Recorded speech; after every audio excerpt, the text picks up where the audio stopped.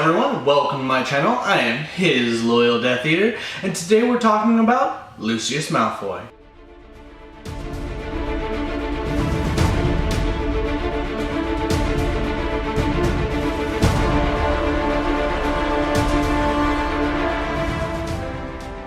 So this video today was actually prompted by me watching a video from the Carlin brothers. I suggest you guys go watch their channel. A link will be down in the description below.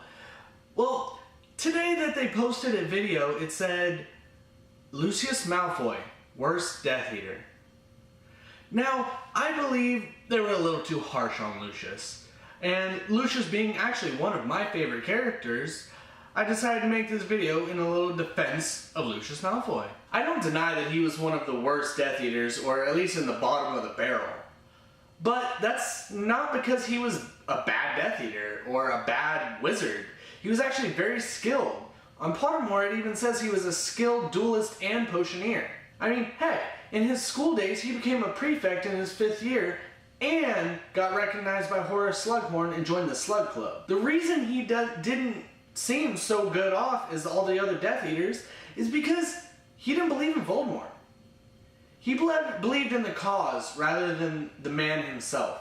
He believed in blood purity and not just world domination. Now, we know that in the First Wizarding War, he was Voldemort's second in command, even above Bellatrix. Now, that has to say something from the First Wizarding War. We don't have much information on that, but how would he have become the second in command above Bellatrix if he wasn't a good Death Eater? That should be proof in and of itself. So, a lot of people are saying, well, he fled after Voldemort died. When he saw the dark mark in the sky, he fled. Yeah, well, everybody fled when Voldemort died. He didn't try to seek him out because he genuinely thought he was gone. So he tried to continue the mission. He tried to take over in Voldemort's place, to continue this line. So people are saying that the Chamber of Secrets opening with Lucius giving the book to Jenny was a failed attempt. No, it wasn't really, if you think about it. So Lucius had no control over what would happen once the book got in there. All he had to do was get the book into Hogwarts. And he was actually very smart about that if you think about it, because he gave it to Ginny Weasley. That was one of the most ingenious ideas. If that came out, it would disgrace the Weasley name, help him out severely, and his cause against Muggleborns. So Ben from the Carlin brothers actually was pointing out a little snippet about how he bought the entire Slytherin team Nimbus 2001s, and they still lost. How does that have anything to do with Lucius? That was just his son's horrible skill and the team's horrible skill. Even with Harry getting attacked by the rogue bludger from Dobby, that wasn't Lucius. That was Dobby trying to, in some way, save Harry. But it was Slytherin that couldn't capture the win, even after all of that. They also point out that he lost his own house elf. But we know that Harry wrapped the book in his sock and gave it to Malfoy. If you guys had those nasty socks in your hand, what would you do with it? Exactly the same thing Lucius did. Throws it. Dobby just happened to catch it.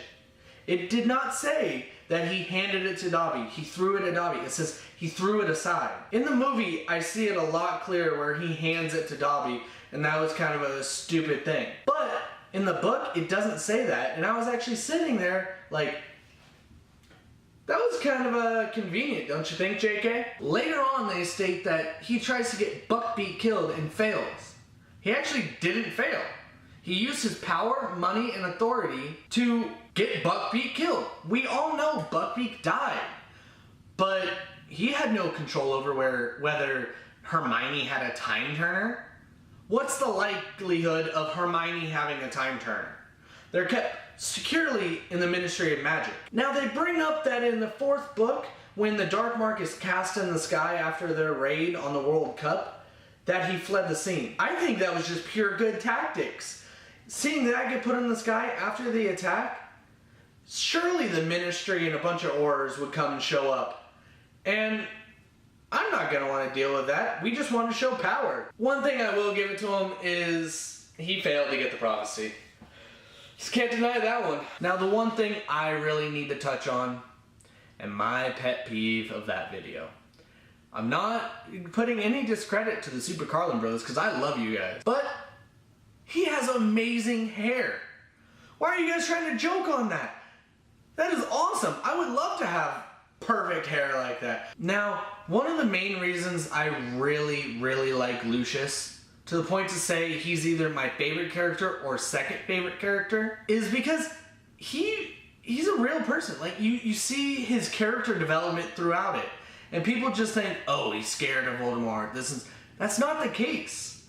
He just realizes that, you know, I don't believe in Voldemort. I believe in the cause, but Voldemort is not going about it the right way. And he starts fearing for his family's safety. He cares more about his family than he does being loyal to Voldemort. His wife, Narcissa, even lies to Voldemort. It wasn't the fear that drove him to not participate further. It was love for his family, the protection of his family. I can wholeheartedly say that now that Voldemort's gone and dead, the Death Eaters are still rising. The Death Eaters are still here. But we don't believe in Voldemort. We believe in the cause, for the greater good, blood purity. And for you of those that don't believe in our cause, let's just say you might come home to a dark mark tonight. Thanks for tuning in. Hopefully I changed your mind a little bit about Lucius Malfoy. Leave your comments down below. Tell me whether you think he was a good Death Eater, a bad Death Eater, or if he was just all around a good or bad guy. You guys have a great day. Mosmodra!